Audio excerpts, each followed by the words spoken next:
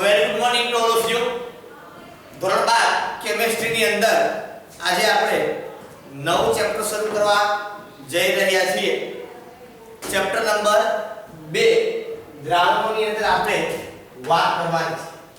બરાબર? તમને પ્રશ્ન થાય કે સર શરૂઆતમાં તમે આ કથા કરી ચૂક્યા છો, તો ફરી પાછી આ કથાનો બીજો અધ્યાય કે શરૂઆતથી કથા કરશું. તો મને ખ્યાલ છે એ પ્રમાણે કે ભાઈ આપણે ચેપ્ટર લીધા પછી લાંબો સમય થઈ ગયો, બરાબર? કે ભાઈ ઘણા બધા સમય પછી ફરી પાછું દ્રાવણને આપણે યાદ કરવું થોડું ઘણું મુશ્કેલ પડે એવું મને લાગે, બરાબર? તો જનરલી આપણે એને શરૂઆતથી સ્ટાર્ટિંગ કરશું, બરોબર? કારણ કે તમે લગભગ બધા મારા ખ્યાલથી ભાઈ લાંબા સમય પછી દ્રાવણ ચેપ્ટર તરફ આપણે આવીએ છીએ. કારણ કે જ્યારે મેં શરૂઆત કરી દ્રાવણ ચેપ્ટર આપણે લીધું તો અહીંયા તમે હતા ત્યારે ફરી પાછા ઘરે ગયા અને ફરી પાછી આપણે ઓનલાઈન શરૂ કરવાનું વિચાર્યું ત્યારે કોવિડ-19 ની મહામારી છે એની અંદર આપણે હતા, બરાબર? એનું આપણે એવું હતું બે લેક્ચર લઈશું એટલે એનું સોલ્યુશન આપણે મળી જશે. પણ જો એનું સોલ્યુશન નથી મળ્યું તો આપણે અત્યારે સોલ્યુશન ભણવાનું છે, બરાબર છે? તો દ્રાવણ ચેપ્ટર ની અંદર વાત કરીએ તો તમને ખ્યાલ છે પ્રમાણે કે MCQ 3 પૂછાય છે અને 4 માર્ક્સ નો એક પ્રશ્ન એ પૂછવામાં આવે છે, બરાબર છે? તો આ ચેપ્ટર માંથી આપણે પહેલા વાત કરી કે દ્રાવણ એટલે શું. તો દ્રાવણ એ બીજું કંઈ નથી, બે પદાર્થોનું મિશ્રણ છે. તો બે અથવા તો બે કરતા વધુ પદાર્થોનું મિશ્રણ છે. મિશ્રણ બે કરતા વધારે જ હોય અથવા તો બે નું જ હોય, બરાબર? એક પદાર્થનું મિશ્રણ ના હોય, એકલા એકલા જેમ લગ્ન ન થાય એમ એકલા પદાર્થનું મિશ્રણ ના બને, કે એડ કરવું જ પડે. એડ ન કરો તો સ્વાહા. તો દ્રાવણ છે એની વ્યાખ્યા આપણે આપી તો શું અપાય? તો કે બે અથવા તો બે કરતા વધુ પદાર્થોનું મિશ્ર કરતા જે સમાન મિશ્રણ બને તેને દ્રાવણ કહેવાય. બે અથવા તો બે કરતા વધુ પદાર્થોને મિશ્ર કરતા જે સમાન મિશ્રણ બને તેને દ્રાવણ કહે છે. તો આ દ્રાવણની વ્યાખ્યા ધ્યાનમાં રાખજો. તમે જરૂરિયાત હોય તો વિડિયો છે પાછો બેક કરીને લખી લેજો, બરાબર? યાદ રાખવાની કોઈ જરૂરિયાત નથી, પણ તમને ખ્યાલ હોવો જોઈએ કે જેની જાનમાં આપણે જાતા હોય વરરાજાનું નામ આપણે આવડવું જોઈએ. નહીતર પછી આગળ વાળા પૂછે તમે વર પક્ષમાંથી છો કન્યા પક્ષમાંથી છો, બે માંથી એક પક્ષમાં હોય ધોકા હોય થાય, તો એવું ન થાય એટલા માટે આ કાળજી તમારે લેવાની છે, બરાબર? હવે જનરલી તમે જુઓ ને તો આપણી આસપાસ જે કંઈ તમને દેખાય એની અંદર શુદ્ધ પદાર્થો બહુ ઓછા. શુદ્ધ પદાર્થોનો મતલબ શું થાય કે ભાઈ પદાર્થ એકલો જ હોય ને એવી બહુ શક્યતાઓ ઓછી, કોઈ બીજા સાથે જોડાયેલો છે. તમે કદાચ ધ્યાન આપો, આપણે આગળ ધાતુ કર્મ વિધિ ભણ્યું હતું, તો ધાતુ કર્મ વિધિ વાળા ચેપ્ટર ની અંદર જનરલી તમે ધ્યાન નહીં કરો તો તમને ખ્યાલ પડે, બરાબર? કે છે સુધી આપણે અશુદ્ધિ જોવા જ મળતી, કે અશુદ્ધિ નહોતી મળતી એવું કે બનતું જ નહોતું. ક્યાંક ને ક્યાંક આપણે અશુદ્ધિઓ છે એ જોવા મળતી, બરાબર? તો કહેવાનો મતલબ આખો એવો છે કે ભાઈ મોટા ભાગના વિશ્વની અંદર જે કંઈ તમે જેની સાથે ચર્ચામાં છો કે પર્યાયની અંદર છો કે જેના સંપર્કમાં તમે છો, મોટા ભાગે એ મોટા ભાગના બધા પદાર્થો છે એ મિશ્રણ છે, શુદ્ધ પદાર્થ નથી. દાખલા તરીકે મિશ્રણમાં પણ એવું હોય. દાખલા તરીકે હું સપોઝ તમને વાત કરું કે ભાઈ પિત્તળ મતલબ કે બ્રાસ, જર્મન સિલ્વર, અને ત્યાર પછી વાત કરીએ આપણે બ્રોન્ઝ અથવા તો કાંસુ, બરાબર? હવે પિત્તળ છે એ જનરલી કોપર અને ઝિંક ની મિશ્ર ધાતુ છે. જર્મન સિલ્વર એ copper plus zinc plus nickel, અને બ્રોન્ઝ મતલબ કે કાંસુ એ કોપર પ્લસ ટી. તો આ દરેકની અંદર કોપર તો એક છે જ, ભેગું ભેગું દરેકની અંદર કંઈક ને કંઈક એડિશન છે ભેગું અશુદ્ધ સ્વરૂપ. ઝિંક છે, અહીંયા ઝિંક નિકલ છે, અહીંયા ટીન છે. તો આ બધાના ગુણધર્મ છે ને એકબીજાને મળતા ના આવતા, બધાના ગુણધર્મ જુદા જુદા હોય. પિત્તળનો ગુણધર્મ જુદો હોય, જર્મન સિલ્વરનો ગુણધર્મ જુદો હોય, કાંસુ મતલબ કે બ્રોન્ઝ છે તો એનો ગુણધર્મ છે એ જુદો હોય, એ દરેકનો ગુણધર્મ જુદો હોય. કારણ મેઇન કન્ટેન્ટ તો દરેકની અંદર એક જ છે, કોણ? કોપર. પણ છતાં પણ એની સાથે રહેલી જે ધાતુ છે બીજી, એના કારણે એના ગુણધર્મની અંદર ફેરફાર. એટલે આપણે વ્યાખ્યામાં એટલા માટે આપણે કીધું સમાન મિશ્રણ બનવું જોઈએ. કેવું મિશ્રણ બનવું જોઈએ? સમાન મિશ્રણ બને તો એના ગુણધર્મની અંદર ચેન્જીસ આવે. જો સમાન મિશ્રણ ન બને તો એના ગુણધર્મની અંદર ચેન્જીસ ના આવે. તો બધા ગુણધર્મ ના બદલે પણ એક સરખા ગુણધર્મો ના હોય, એમાં કંઈક જુદું. દાખલા તરીકે તમે પાણીમાં ખાંડ નાખો, પાણીમાં મીઠું નાખો, અથવા તો પાણીની અંદર ગ્લુકોઝ નાખો, બરોબર છે, તો એક સરખો તમને સ્વાદ ન આવે, સ્વાદની અંદર ચેન્જ થાય. દરેકની અંદર મેઇન કન્ટેન્ટ તો પાણી છે, બરાબર છે. દરેકમાં તમે ઉમેરાતો પદાર્થ છે એ ચેન્જ કર્યું એટલે દરેકના ગુણધર્મ છે એ જુદા થાય, એક સરખા ના થાય. એ સ્વાદ છે એ તો ભૌતિક ગુણધર્મ છે. બાકી તમે બીજા રાસાયણિક ગુણધર્મ જોવા માટે તમે જાઓ તો ચેન્જીસ તમને જનરલી જોવા મળે, બરાબર છે. તો આ વાત આપણે કરી. એ ઉપરાંત બીજી એવી વાત તમને આપેલી છે જનરલી પ્રસ્તાવનાની અંદર આપણે વાત કરીએ છીએ કે ભાઈ પાણીમાં ફ્લોરાઇડ આયનનું પ્રમાણ 1 ppm હોય તો એ દાંતનું ક્ષયન રોકે. 1 ppm પાણીમાં ફ્લોરાઇડ આયનનું પ્રમાણ કેટલું હોય? 1 ppm. ppm means what? ppm એટલે કે પાર્ટ્સ પર મિલિયન. મિલિયન એટલે 10 લાખનો ભાગ. કેટલા? મિલિયન એટલે 10 લાખનો ભાગ, મતલબ 10 ની 6 ઘાત થાય. કેટલી થાય? 10 ની 6 ઘાત. તમે 1 ની પાછળ 6 મીંડા આવે એટલે 10 ની 6 આપણે જનરલી લખીએ, બરાબર. તો 10 ની 6 લાખ છે એની અંદર એક ઘટકનું મતલબ બહુ ઓછું પ્રમાણ હોય એટલે ppm વપરાય હોય. તમને કેટલો તો ખ્યાલ હશે. ppm મને આપણે આગળ ભણી જઈએ, બરાબર. થોડું તો જો 1 ppm ફ્લોરાઇડનું પ્રમાણ હોય પાણીની અંદર તો દાંતનું ક્ષયન છે એ રોકે. એવી જ રીતે જો પાણીમાં ફ્લોરાઇડનું પ્રમાણ 1.5 ppm હોય તો દાંતમાં ડાઘા, આપણે તમે પીળા એવા ડાઘા છે એ દાંતની અંદર ઘણી વખત તમે જોયેલા હશે, ક્યાંક ક્યાંક તમને જોવા મળે જનરલી. એ ડિપેન્ડ આપણ પાણી ઉપર છે કે પાણીની અંદર ફ્લોરાઇડનું પ્રમાણ જે હોવું જોઈએ એના કરતાં વધારે હોય, મતલબ 1.5 ppm હોય એના કરતાં વધુ હોય, બરાબર છે, તો દાંતની અંદર ડાઘા પડે. બરોબર. તમે કદાચ જનરલી જોયો સફેદ ડાઘા પણ હોય, પીળા દાગ હોય તો સફેદ ડાઘા દેખાય, સફેદ દાગ હોય તો પીળા ડાઘા છે જનરલી તમને જોવા મળે. તો અહીંયા તમે જો કે સાંદ્રતાની અંદર ચેન્જીસ કર્યો છે. અહીંયા 1 ppm હતું, અહીંયા 1.5 ppm થયું, ચેન્જીસ થયું, બરાબર. ફ્લોરાઇડનું જે પ્રમાણ કે ઝીંક હતો, અહીંયા ઝીંકની ટકાવારી ફિક્સ હોય, ઝીંકની ટકાવારી ફિક્સ હોય, ટીનની ટકાવારી ફિક્સ હોય. ધાતુ કર્મવિધિના ઉપયોગમાં તમે પાછળ જો તો તમને ખબર છે, આ તમને એની વાત જનરલી કરેલી છે, બરાબર. 40-60% હોય, સોરી 60-40 હોય પિત્તળની, બરાબર. આ 25-30% અહીંયા હોય, બરાબર. તો કહેવાનો મતલબ એવો છે કે જો તમે ચેન્જીસ કરો પ્રમાણની અંદર કે 10 લાખના ભાગની અંદર અહીંયા એક ભાગ હતો, અહીંયા 10 લાખમાં 1.5મો ભાગ છે, તો ગુણધર્મ બદલી ગયો. એટલા જ માટે આ જ કારણોસર સોડિયમ ફ્લોરાઇડ જે છે, કોણ છે જે સોડિયમ ફ્લોરાઇડ, બરોબર. આ સોડિયમ ફ્લોરાઇડ છે એ ઉંદર મારવાની દવામાં વપરાય. ક્યાં વપરાય? ઉંદર મારવાની દવા. મતલબ તમને એવું કીધું છે કે સોડિયમ ફ્લોરાઇડ છે એ ઉંદર માટે ઝેરી છે. ઝેરી છે એટલે મતલબ એને કઈ ને કઈ બીજું કઈ તો ન કરે, ઝેરી છે એને મારી જ નાખે, બરાબર છે. એને કઈ પ્રેમ તો ન કરે ઝેરી થતી હોય તો જનરલી તમે કદાચ ઉંદર મારવા માટેની કોઈ પણ દવા છે એ મેડિકલમાંથી લ્યો, કોઈ બિસ્કિટ લ્યો કે કઈ પણ એ બધો લ્યો, બરાબર છે. એ દરેકની અંદર સોડિયમ ફ્લોરાઇડ હોય, બરાબર. અને એની અંદર ફ્લોરાઇડનું પ્રમાણ છે વધુ, અને એટલા માટે એનાથી ઉંદર છે એ મરી જાય. એવી જ રીતે આપણા શરીરની અંદર જે ઇન્ટ્રાવેનસ ઇન્જેક્શન એટલે બીજું કરે જે નસમાં આપવાના ઇન્જેક્શન હોય ને, ઇન્જેક્શન બે રીતે આપવામાં, એક બોડીમાં આપે, મતલબ એક પાછળના ભાગમાં આપે, તો હાથમાં અહીંયા આપે, તમને બોડીમાં આપે, તમારી માંસપેશીઓની અંદર આપે, અને બીજું જે તમને નસની અંદર આપે એ તમને હાથમાં ખબર પડતી જશે, બરાબર છે. એ જે આપવામાં આવે એને ઇન્ટ્રાવેનસ ઇન્જેક્શન કહેવાય. હવે આ ઇન્ટ્રાવેનસ ઇન્જેક્શન છે એનું પ્રમાણ ફિક્સ હોય, કેટલું આપવું જોઈએ, બરાબર. એનું જે પ્રમાણ છે એ આપણા શરીરની અંદર જે દ્રાવણ હોય, આપણા શરીરની અંદર હોય ને દ્રાવણ, ઘણા બધા પદાર્થોનું મિશ્રણ, એની સાથે, બરાબર છે, એ સુમેળ સાથે પ્રતિદ્રવ્ય આપણી શરીરની અંદર એન્ટીબોડીઝ એને કહેવાય, એની સાથે જ્યારે સુમેળ થાય, એનો મેચિંગ થાય તો જે ઇન્જેક્શન છે તમારા બોડીની અંદર કામ કરે.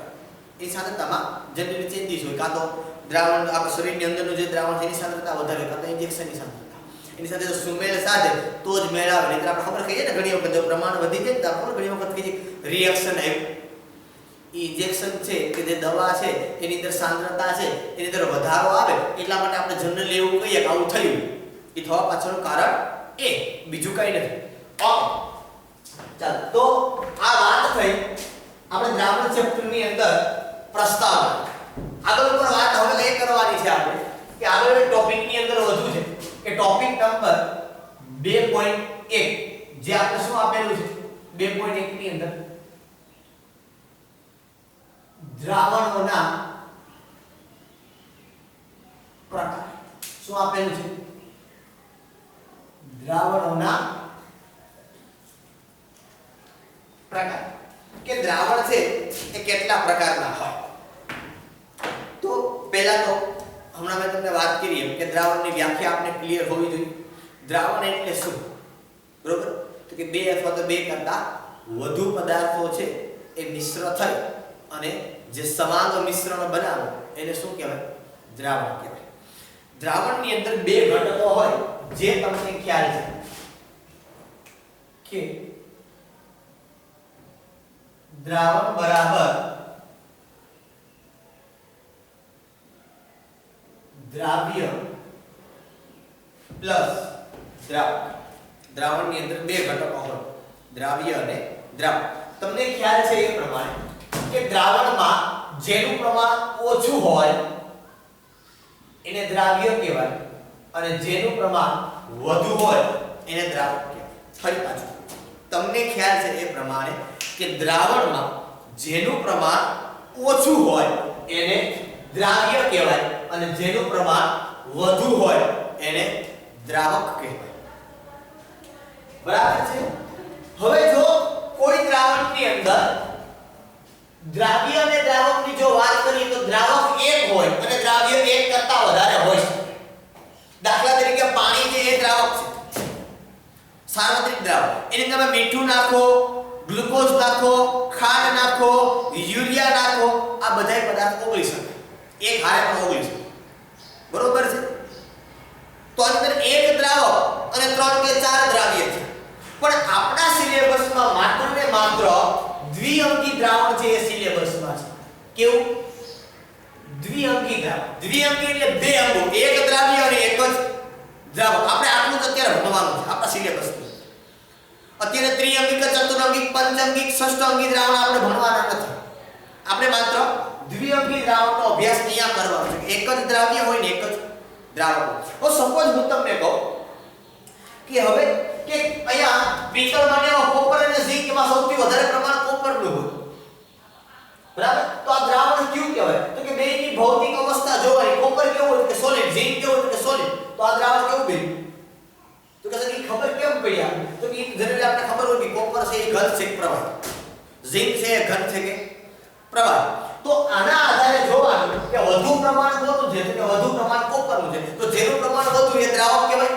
આપણે હમણાં વાત કરી જેનું પ્રમાણ વધુ છે એ દ્રાવક છે, જેનું પ્રમાણ ઓછું છે એ દ્રાવ્ય છે. તો એ દ્રાવક છે એની ભૌતિક અવસ્થા કઈ છે? એ દ્રાવણની અવસ્થા છે. દ્રાવકની જે ભૌતિક અવસ્થા હોય એ જ ભૌતિક અવસ્થા કોની હોય? દ્રાવણની હોય. કે વધુ પ્રમાણ તો કોનું છે? દ્રાવકનું છે. દ્રાવણની અંદર વધુ પ્રમાણ કોનું છે ભાઈ? દ્રાવકનું. ઓબ્વિયસલી. તો ભૌતિક અવસ્થા દ્રાવણની જે બને એ કઈ બને? જે દ્રાવકની હોય એ. દાખલા તરીકે પાણીમાં સમજો, પાણીમાં હું ખાંડ નાખું છું 1 ચમચી, તો આમાંથી વધુ કોણ?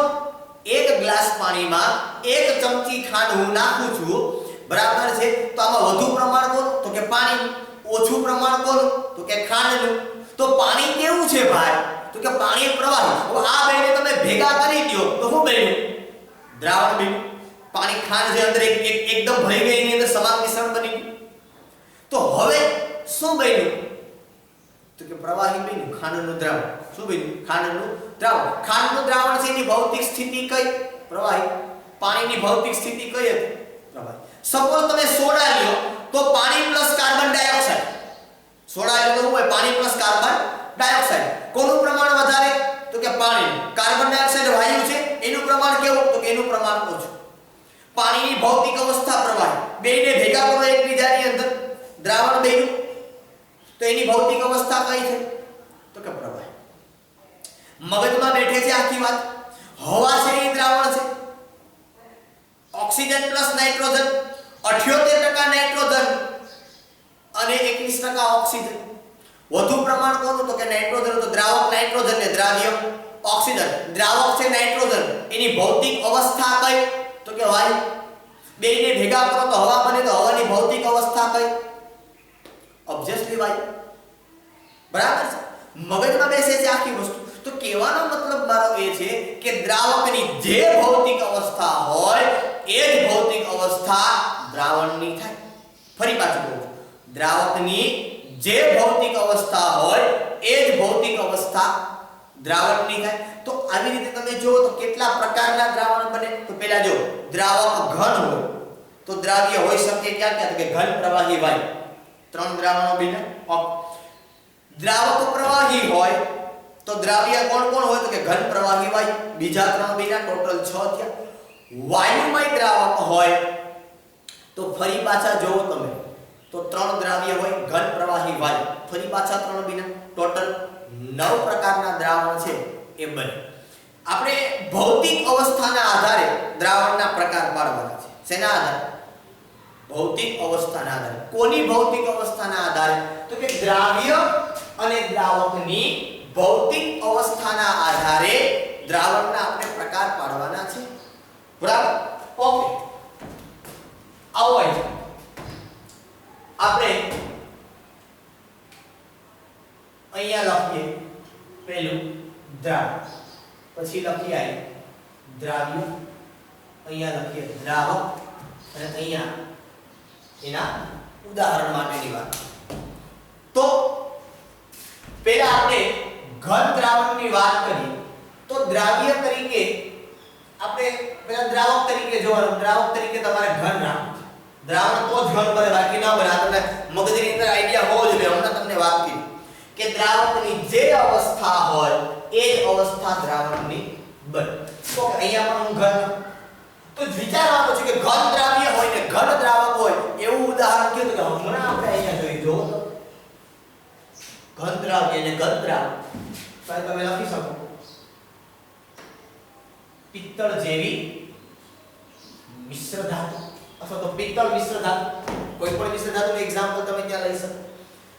સેકન્ડ, હવે આપણે દ્રાવ્ય બદલાવી.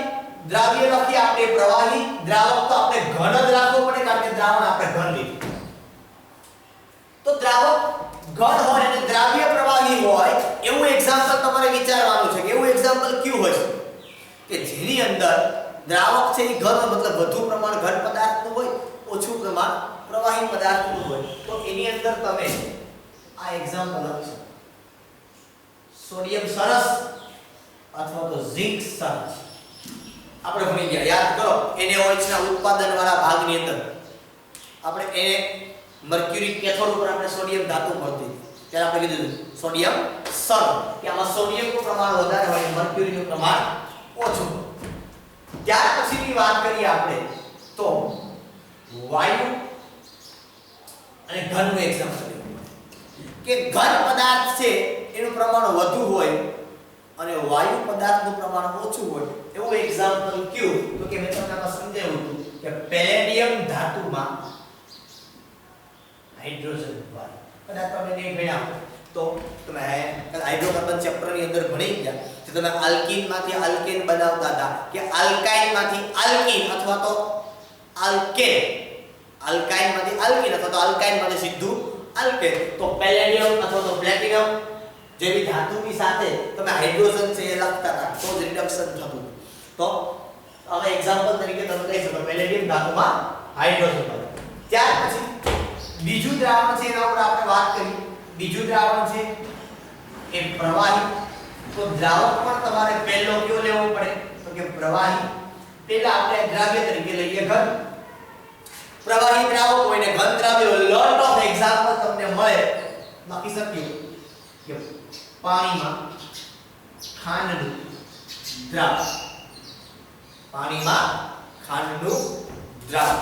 બરાબર? પાણીમાં મીઠાનું દ્રાવણ, પાણીમાં યુરિયાનું દ્રાવણ, પાણીમાં ગ્લુકોઝનું દ્રાવણ, કોઈ પણ તમે લખી શકો.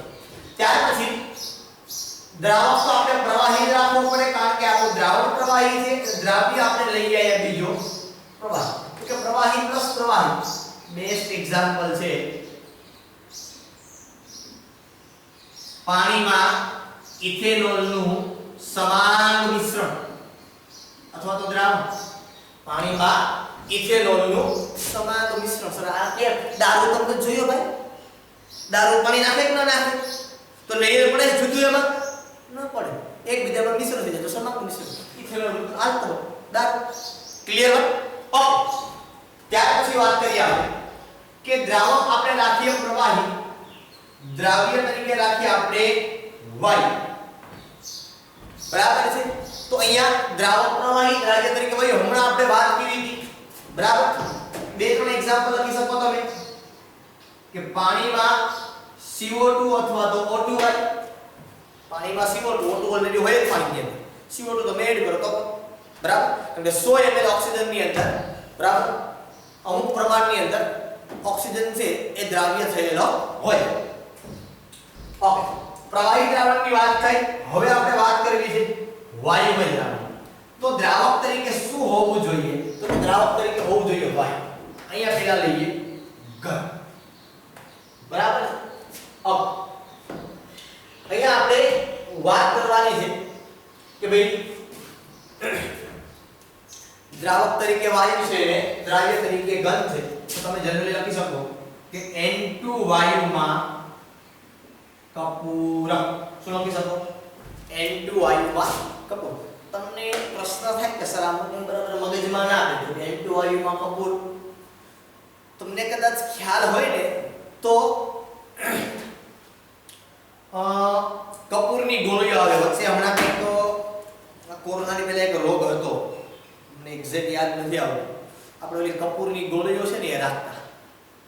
બરાબર? એ કપૂરની ગોળી છે ને એ નાઇટ્રોજન વાયુમાં દ્રાવ્ય થઈ જાય હવામાં, એની સુગંધ આવે. તમને ખબર હશે કદાચ. બરોબર છે? મને યાદ એક્ઝેક્ટ યાદ નથી આવતો. આપણે ઘણું બધું જોયું છે એની અંદર. એ રોગના કારણે આપણે કપૂર છે એનો મેક્સિમમ ઉપયોગ કરતા. જ્યારે તમને ખબર હોય તો કપૂરદાની પણ આવે છે. સાંજે આપણે સ્વિચ બોર્ડ ની અંદર મૂકી દઈએ, એ રીતે તમે કપૂર મૂકી દો એટલે આપણે કેમ ગુડ નાઈટ કેવું કંઈક રાખીએ. બરાબર? એમ તમે કપૂરદાની હોય એ રીતે કપૂરના બે ત્રણ ટુકડા તમે મૂકી દો. બરાબર છે? જનરલી કોઈ પણ જનરલ સ્ટોર ની અંદર અત્યારે કપૂર છે એ મળે. બરાબર? તો એ કપૂર છે બરાબર એ ઇલેક્ટ્રિકલી હીટ થઈ તમે મૂકો કપૂરદાનીમાં, ઇલેક્ટ્રિકલી હીટ થઈને ફરતી બાજુ તમને સ્મેલ આપે. સેમ N2 વાયુમાં કપૂર છે તો એ જ વસ્તુ છે. હવામાં નાઇટ્રોજનનું પ્રમાણ વધારે છે તો કપૂર છે નાઇટ્રોજન વાયુની અંદર દ્રાવ્ય થઈ જશે ને જુદી જુદી જગ્યા ઉપર આપણે જોવા મળશે. બરાબર? સુગંધિત આપણે જ આવે. Okay, next one. દ્રાવક તરીકે વાયુ રાખીએ અને દ્રાવ્ય તરીકે આપણે પ્રવાહીની વાત કરીએ. બરાબર? દ્રાવક તરીકે વાયુ રાખીએ અને દ્રાવ્ય તરીકે આપણે શું રાખીએ? પ્રવાહી. તો તમે જનરલી એક્ઝામ્પલ આપી શકો અહીંયા ભેજવાળી હવા. શું લખી શકો? ભેજવાળી હવા. એમાં હવાનું પ્રમાણ વધારે હોય, ભેજનું પ્રમાણ બહુ ઓછું. તો બુકની અંદર બીજું એક્ઝામ્પલ આપેલું છે એ પણ ચાલે. Is very. ત્યાર પછી વાત કરીએ આપણે વાયુ અને વાયુનો બેસ્ટ એક્ઝામ્પલ માત્ર હવા તમે લ્યો તો બરાબર, માત્ર શું લ્યો તમે? હવા લ્યો તો પણ ચાલે. અને નાઇટ્રોજન અને ઓક્સિજનનું મિશ્રણ છે. બરાબર? ભેજવાળી હવા છે એના બદલે તમારી બુકની અંદર એક સરસ મજાનું એક્ઝામ્પલ છે આપેલું છે. બરાબર? કે N2 વાયુ સાથે ક્લોરોફોર્મ છે એનું મિશ્રણ છે એ થઈ શકે. બરાબર છે? તો એના માટે તમે જનરલી વાત કરી શકો. ઓકે, સેકન્ડ થિંગ તમને કદાચ ખબર જ છે કે આમાંથી કયા પ્રકારે પ્રશ્ન છે એ પૂછાઈ શકે. એના માટેની મારે તમને જનરલી વાત કરવી છે. તો કયા પ્રકારે પ્રશ્ન પૂછાઈ શકે? તો તમે તમને કદાચ એવું પૂછે કે ભાઈ પિત્તળમાં દ્રાવકની ભૌતિક અવસ્થા છે. બરાબર? અથવા તો એવું પૂછે કે હવામાં દ્રાવ્યની ભૌતિક અવસ્થા છે. કે N2 વાયુમાં કપૂર હોય તો એમાં દ્રાવકની ભૌતિક અવસ્થા છે. અથવા તો તમને એવું પૂછવામાં આવે કે દ્રાવ્ય ઘન હોય અને દ્રાવક વાયુ હોય તે ઉદાહરણ નીચેનામાંથી કયું છે? આવું જનરલી તમને પૂછવામાં કઈ પણ રીતે તમને પૂછી શકે.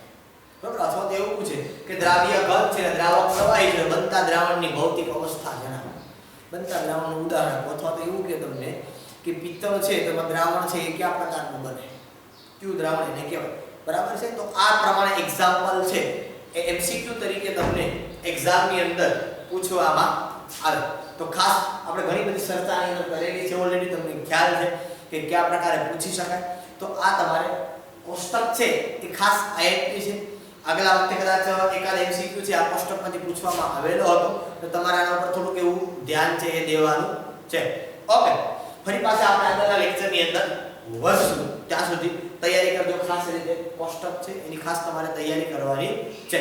ઓકે, ફરી પાછા આપણે આગળના લેક્ચરની અંદર મળશું.